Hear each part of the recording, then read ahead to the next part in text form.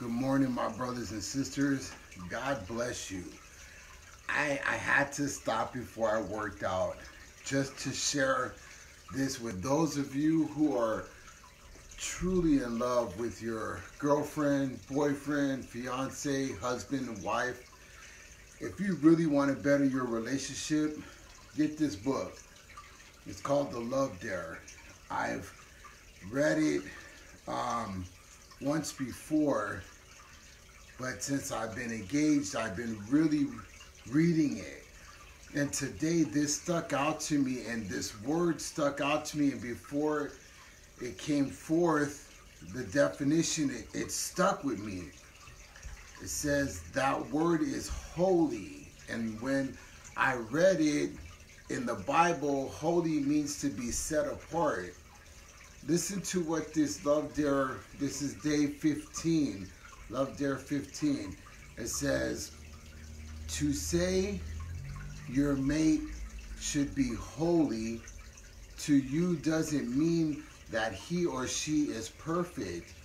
Holiness means they are set apart for a higher purpose, no longer common or everyday, but extremely special and unique. A person who has become holy to you has a place no one else can rival in your heart. He or she is sacred to you, a person to be more honored, praised, and defended. And I'm saying this because I think men and some women sometimes take the relationship not as pure as it is. Like when I think of Valerie, she's set apart from everybody else. She will get everything that nobody else will get. I would go to the highest extreme to make sure she has everything she needs, everything she wants, even at the sacrifice of myself, because that's what love does. Men ought to love their wives as they love themselves. Men ought to honor their wives as Christ honored the church. And wives should respect their husbands as a form of respecting God. We have to understand that. I mean, listen to what it said. We should look at all men. Men, you should be looking at your wives as holy, as set apart. They take a higher rank than anybody in your life. They take a higher rank than your mom, your father, your children, your sisters, your job, even than yourself. You're giving everything you have to make sure that your wife knows that she's loved, knows that she's protected, knows that she's respected, and knows that she can always count on you no matter what. And women should be embracing and setting their husbands apart, setting their fiancés apart, letting them know, I respect you and I honor the fact that you honor me. Listen to this even deeper. When two people marry, each spouse becomes holy to each other by way of holy matrimony. This means no other person in the whole world is supposed to enjoy this level of commitment and endearment from you. Your relationship is like no other. You each commit to sharing physical intimacy with only her and only him. You establish a home with this person. You bear your children with this person. Your heart, possessions, and life are to be beautifully interwoven, brought in together as one in the uncommon bond you share with this one individual. This is by God's design and should be your daily goal and desire.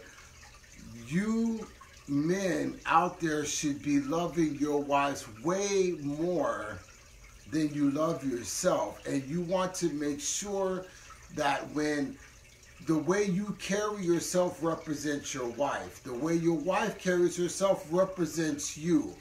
So when someone looks at the man, they should tell, and they see the wife, they're like, man, your man carries himself very well, respects you very well, speaks highly of you, because that's complimenting his wife, and vice versa with the wife.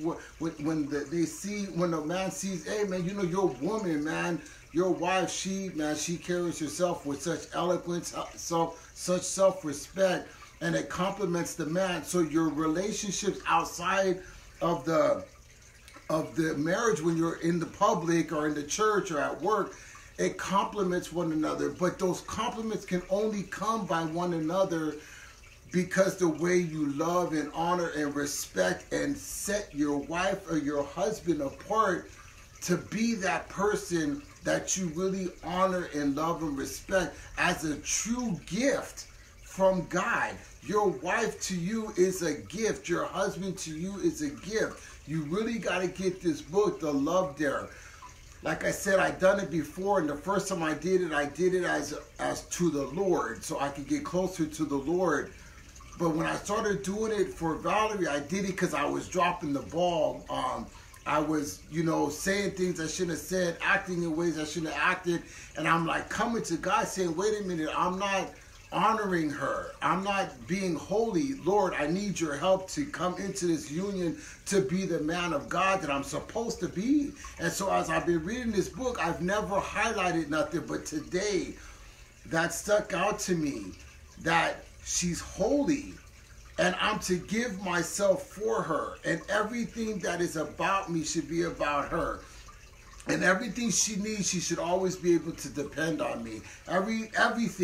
Everything, because we give ourselves for them. Just like Christ gave himself for the church, men, give yourself for your wives. Wives, honor your husbands and respect them, because there's a union, and God is looking at the union, because remember, he looks at both of them as one flesh. And yes, you're going to go through problems. Yes, you're going to go through trials and tribulations. Yes, you're going to go through heartaches, because there is no perfect marriage. But when you look at the individual and say, okay, I'm going to hold my tongue on this. I'm going to hold my peace on this. I'm going to walk away from this. I'm going to listen to what they got to say and think before I speak. The Bible says, be quick to listen. Quick to listen means that I'm going to not say nothing. I'm going to concentrate on what they're saying, and I'm going to be quick to listen and slow to respond to what I'm going to say to them, so that there's no anger brought up in the situation. And so it's a work in progress. But when you get married, it's for life. It's forever. And there's a love and there's an intimacy that comes deeper than even your children can have with you, because that your wife and you become one flesh again. So everything you share, the heartaches, the pains, the sorrows, the commitments, everything that you're going through, there's a union there. So Heavenly Father, in the name of Jesus, I just thank you that you allowed me to bring this forth to the body of Christ, that those who are engaged, those who are married, those who are thinking about it, Lord, that they would understand the severity of how they treat one another, how they see one another, how they hear one another, how they're to be there for one another, to really understand holiness.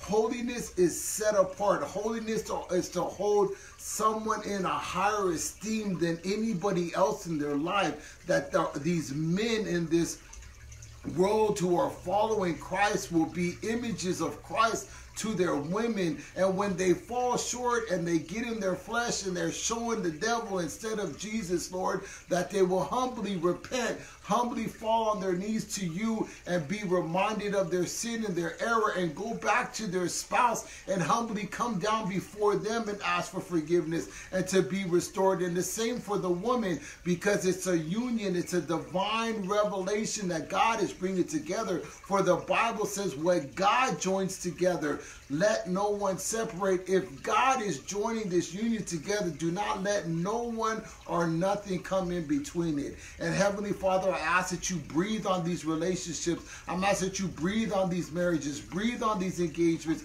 Stop the devil from blinding their hearts. God, Heavenly Father, lift them up in the name of Jesus. And I just wanted to really gravitate toward this before I go work out, because I was having my morning studies and I really had this revelation about this holiness and to understand the holiness, because when I read it, what it brought me to is, yes, I do hold Valerie to a higher esteem, and everything that I do or try to do is to always do the best I can to make her happier, to make her life easier. Do I always do it? No. Sometimes I fail. But the idea is that, like the Bible says, a righteous man will fall 7 times, but he'll get up and continue. Each man, each woman that is in a relationship, that's in love, that wants a better relationship, get this book. I'm telling you, it is a blessing from heaven. I read this book. I read my prayers that I got from my first marriage counseling. We was only supposed to do it for 30 days. But we're 3 months into this, and I'm still reading them 3 times a day, because I want God to make me the right man that I'm supposed to be. I want to be as holy as possible for her. I want people to look at me and my life and my words, my actions, and my deeds compliment her. So men, especially men, because sometimes our pride gets in the way, our arrogance. Sometimes just us being these men sometimes doesn't have the sensitivity to be what the woman needs. And so this book is really good because it gives you things to do each day to build your marriage.